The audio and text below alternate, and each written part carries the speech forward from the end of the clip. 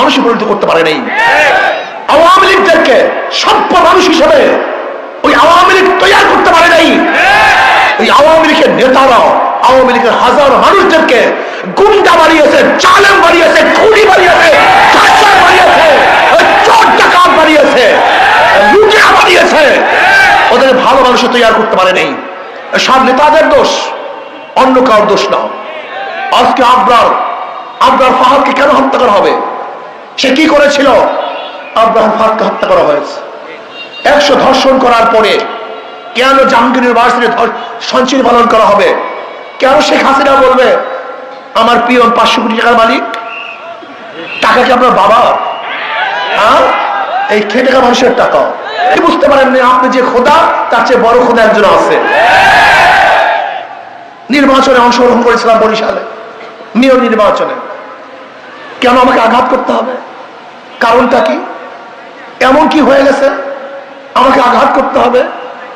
আঘাত করেছেন, রক্ত ছড়িয়েছেন।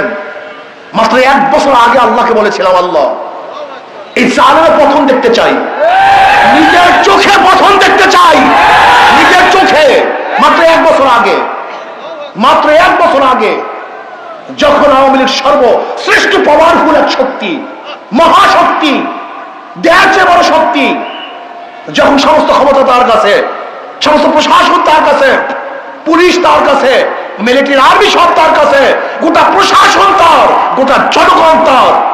মাত্র 1 বছর আগে বলেছিলাম এই 2 চোখে যেন তার পতন দেখি। 1 বছর না যেতে যেতে আল্লাহ পাক দোয়া কবুল করেছেন। 1 বছরের মধ্যে চিন্তাও কেউ করতে পারে নাই। ভেবেছিলাম আমি কি বলতেছি, কেন বলতেছি, বলে ফেলেছি, কিন্তু আল্লাহ পাক কবুল করেছেন। প্রিয় ভাইরা আমার, ফেরাউন বহু জুলুম করেছে কিন্তু টিকতে পারে নাই। নমরুদ জুলুম করেছে, টিকতে পারে নাই। সাদ্দাত টিকতে পারে নাই। আবু জাহেল টিকতে পারে নাই। গোটা দুনিয়া কোনো জালেম কোনোদিন টিকতে পারে নাই। আমাকে রক্ত ঝরিয়েছেন। কেন রক্ত ঝরিয়েছেন? আনন্দিত হয়েছিলেন না? মোল্লাকে রক্ত ঝরাইছি। সব রক্ত এক রক্ত নয়, সব রক্ত এক রক্ত নয়, সব দেহ এক দেহ নয়, সব মানুষ এক মানুষ নয়। তুমি কি ভেবেছ তুমি সবাই রক্ত ঝরিয়েছ আর প্রত্যেক আলেম রক্ত ঝরাবা আর তুমি নিরাপদে বসবাস করতে পারবে না? হবে না, হয় না।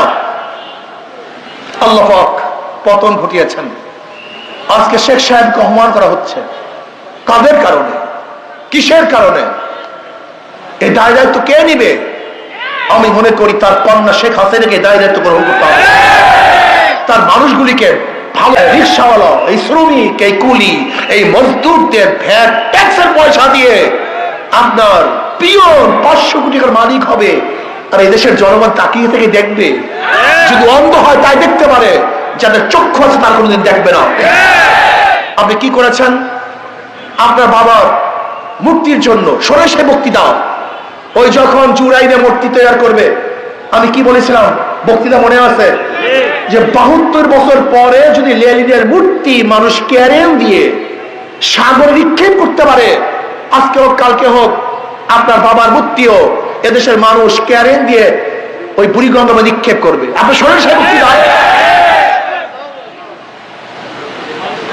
আপনি ঘর তৈরি করার জন্য কত বাজেট করেছেন, আশ্রয়ের জন্য কত বাজেট করেছেন, আর আপনার বাবার মূর্তি বানাবার জন্য 4000 কোটি টাকা বাজেট করেছেন। 4000 কোটি টাকা। এ টাকা কার? কাদের টাকা? কোথার টাকা? আপনি মুজিব বর্ষ উদযাপন করার জন্য 400 কোটি টাকা বাজেট করেছেন। এই টাকা কার টাকা? যে দেশের মানুষ খেতে পারে না, দেশের মানুষ বস্ত্র পরতে পারে না, যে দেশের মানুষ চিকিৎসার অভাবে ধুকে ধুকে মরে, যে দেশের মানুষ শিক্ষিত হতে পারছে না, যে দেশে ভালো একটা মানসম্পন্ন মেডিকেল নাই, যেখানে একটা ডিজাইন করার জন্য, রাস্তা এবং পোলের ডিজাইন করার জন্য এখনো বিদেশ থেকে ইঞ্জিনিয়ার ভাড়া করতে হয়, সেই দেশে মুজিব বর্ষ পালন করার জন্য আপনার 400 কোটি টাকা বাজেট করবেন। মোরাল বানাবার জন্য, মূর্তি বানাবার জন্য 4000 কোটি টাকা বাজেট করবেন। আর বাংলাদেশের মানুষগুলি দেখে দেখে চোখে চোখে দেখবে, এটা হয় না। আমি গফরগঞ্জের ভাইদেরকে বলবো, বোনদেরকে বলবো, সতর্ক হন। ঘিলু আনেন মাথার মধ্যে, চম্মু চাই। কেউ পিওর হবে 500 কোটি টাকার মালিক, আর হাজার অফিসাররা অর্থের অভাবে তার বাচ্চাদের মুখে খানা তুলে দিতে পারবে না। এরকম অর্থনীতি আমি চাই না। মাত্র কয়েক পরিবারের কাছে গোটা বাংলাদেশের অর্থনীতি থাকবে, এইটা আমি চাই না।